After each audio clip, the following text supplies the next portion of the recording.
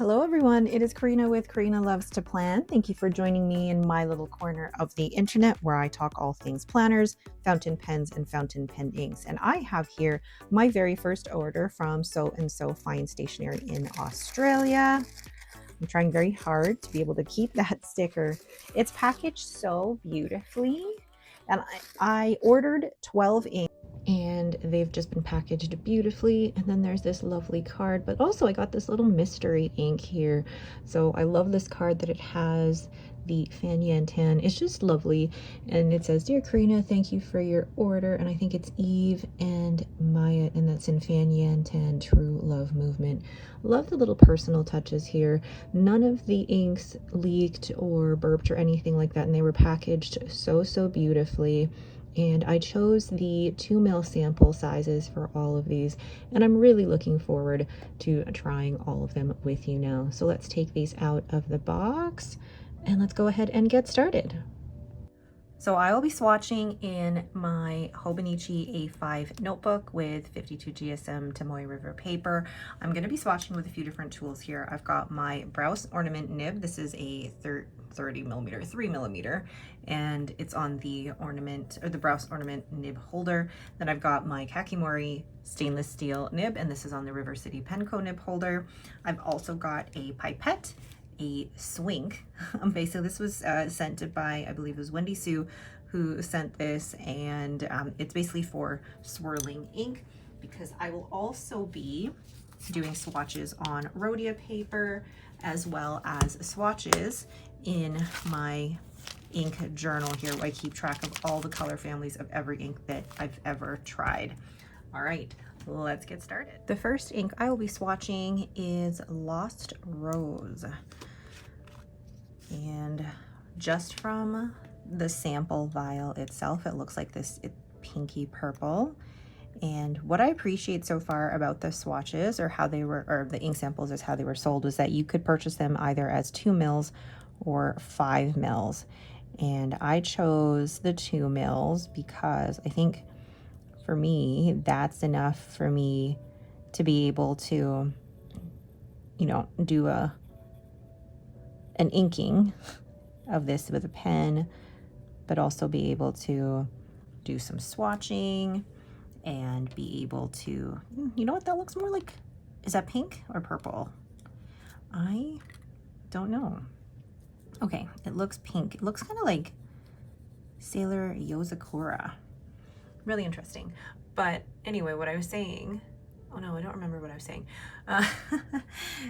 I like the option of having different sample sizes, because you may, like, sometimes 5 mils, while lovely to have that much ink, may not necessarily be what I need. So this is Kitty Inkpot. Oh my gosh, what is it? Lost Rose. And I'll write it here again, Kitty Inkpot. But I decided to purchase from Soe Soe because they had so many Kitty Inkpot inks, and I haven't really been able to find samples of these anywhere in North America. Lost Rose, right?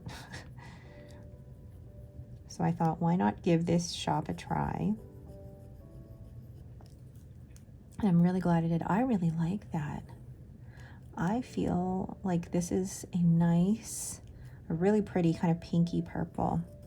Beautiful. Oh, it really matches with this too. Beautiful. So the other thing that I'm going to do here, which I didn't show you, I thought I'd show you my whole process since I'm only swatching 6 inks here.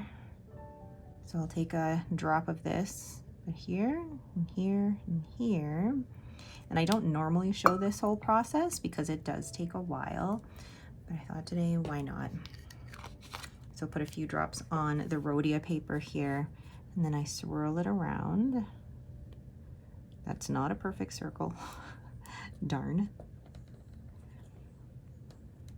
Perfect. All right, so that is Kitty Inkpot Lost Rose. The next ink, and I apologize for the shadow here, that's the jar of water that I'm using. So the next ink is Gramophone That Can Only Rewind. Now, I'm always interested as to how they come up with these names, because these names for inks aren't necessarily very descriptive of what the ink actually looks like, but it's interesting nonetheless. This looks like a really light grayish purple. I was going to put this in the pinks, but I think this would be better in the purple category. I should still have some ink in here. Yeah, I think it is better in the purpley gray category. I think that's going to chromo shade beautifully. And I'm gonna put some on my stainless steel nib here. That actually looks more gray. I feel like that should go in the gray category rather than the purple. So this is Kitty Inkpot Gramophone. Hold on. Gramophone that can only rewind. That can only rewind. What an interesting name. Pretty, yeah, it feels like it goes down this purple, but then dries to this gray. I don't know how I feel about that. I like the color that it is when it first goes down, but then it's this gray color when it dries. So I feel like it would be more gray in the writing than it would be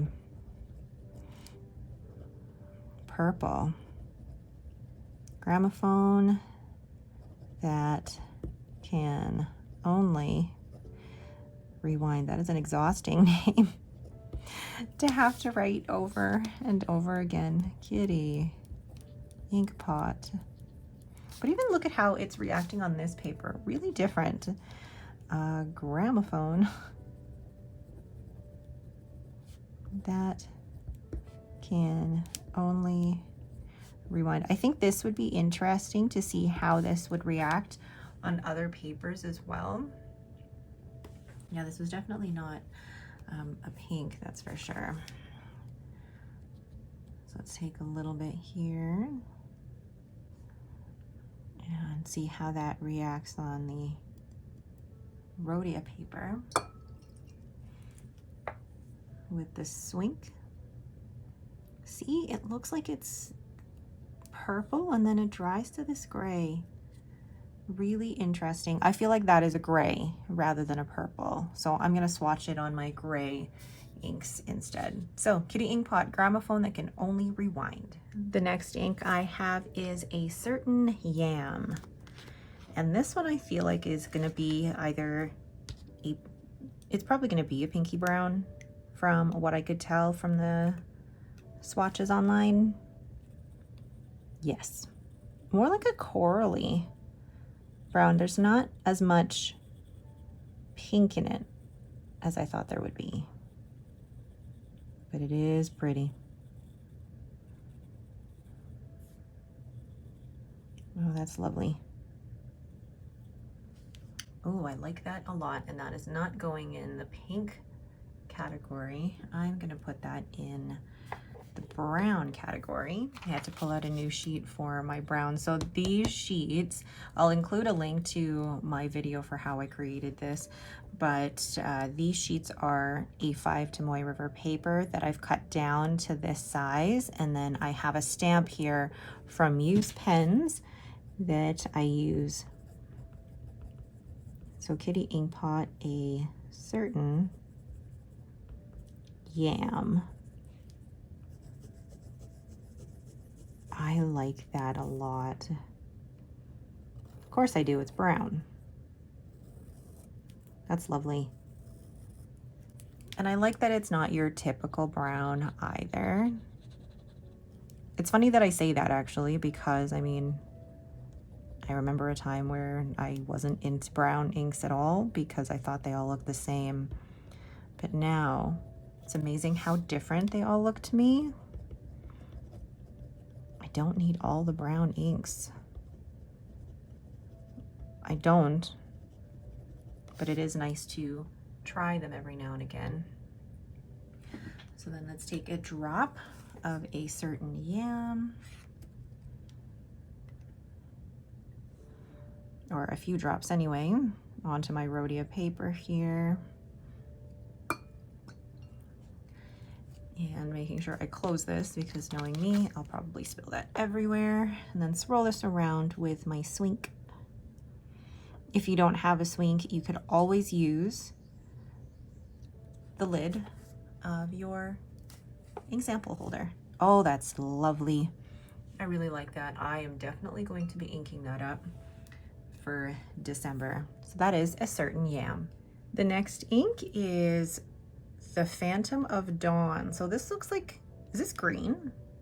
I don't know, but let's take a look here. You know what, it's funny.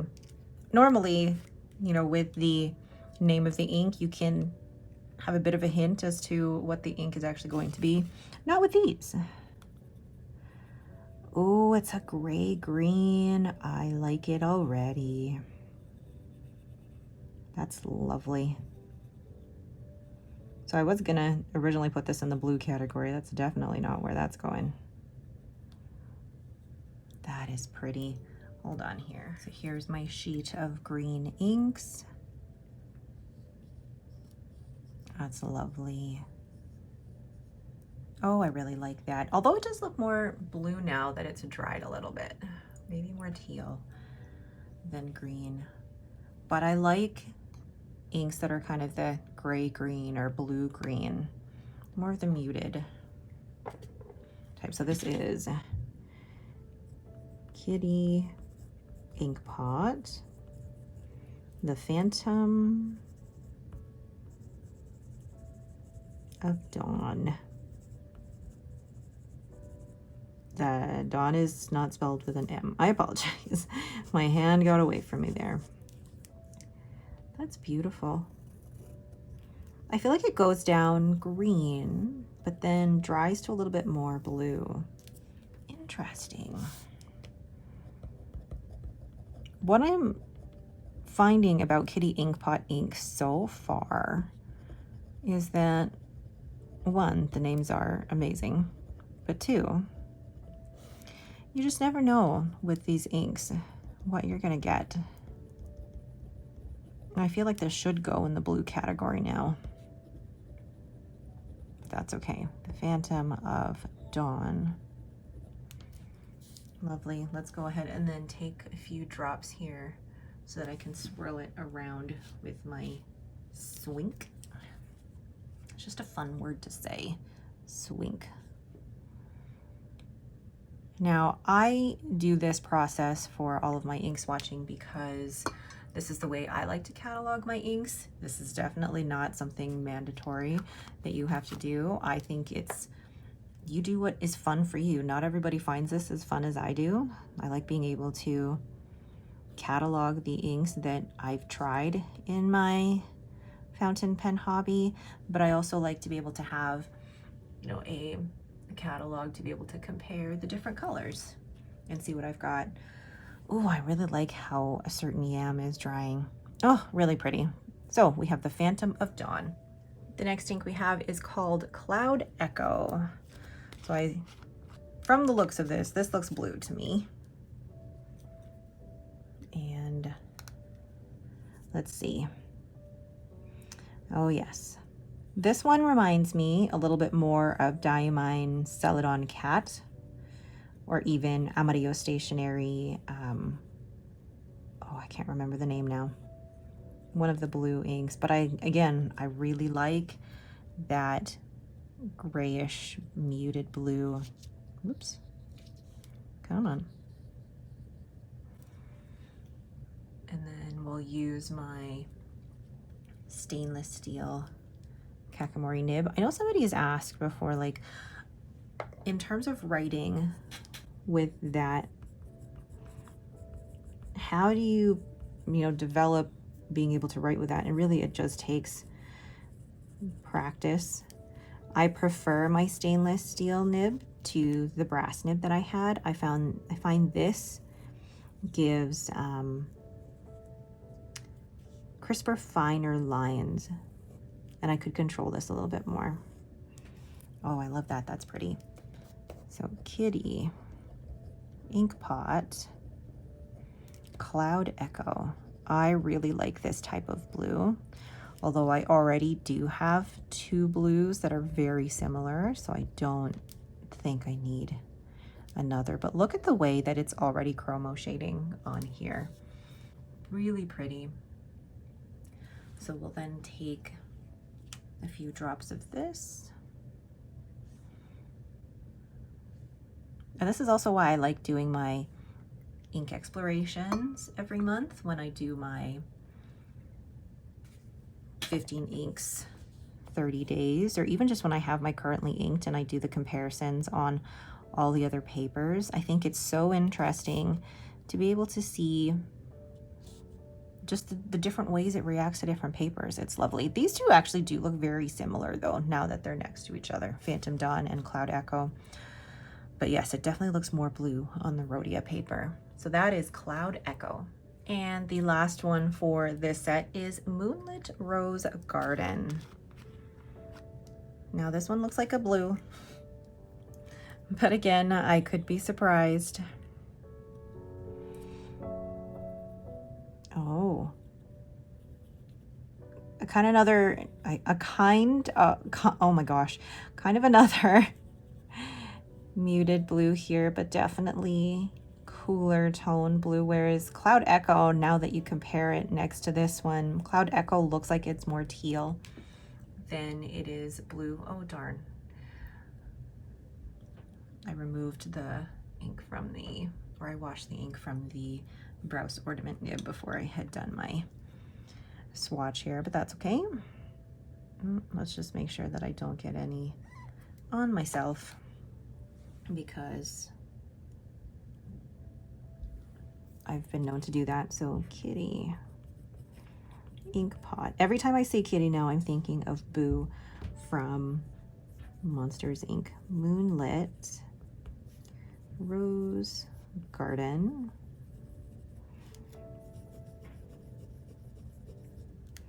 Yeah, definitely more blue. You can see, I like actually that I swatched these three next to each other, so you can really see the difference between these. Oh, that's lovely. I like that lighter blue. So Kitty, Inkpot, Moonlit Rose Garden. Okay. I have to say, I don't know what a Moonlit Rose Garden looks like, or if it looks like this blue, but it's pretty. So I'm gonna take then my pipette here and grab a few drops. Oh, that was a lot.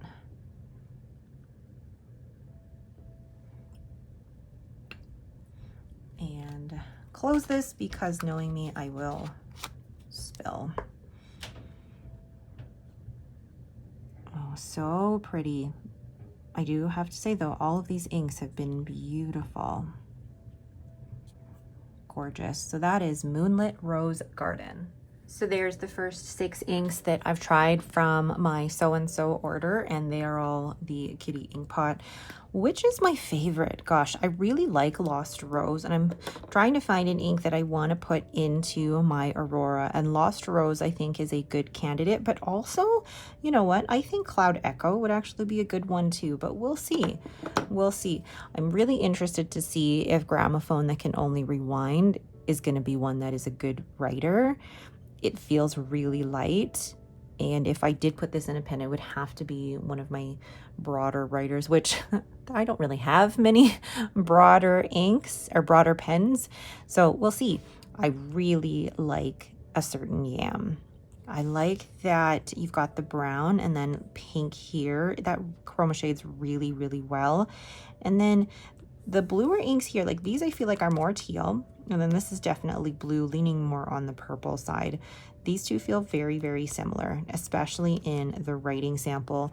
So I will give them both a try, but I don't think I will be purchasing bottles of either of those just because I do already have inks that are quite similar to that. So for example, like Celadon Cat or Amarillo Stationary's, gosh, let me pull that ink out here before I knock over everything.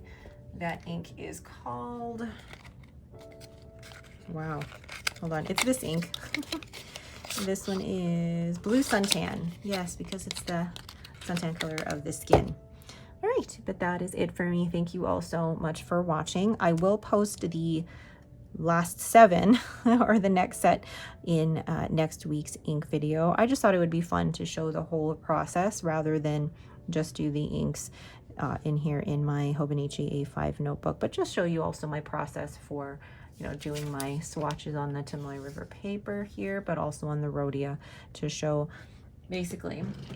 If you haven't seen that ink cataloging video yet, I will link it in the description below. Okay, thanks again for watching, and don't forget to hit that like button and to subscribe. Thanks again, and have yourselves a great day.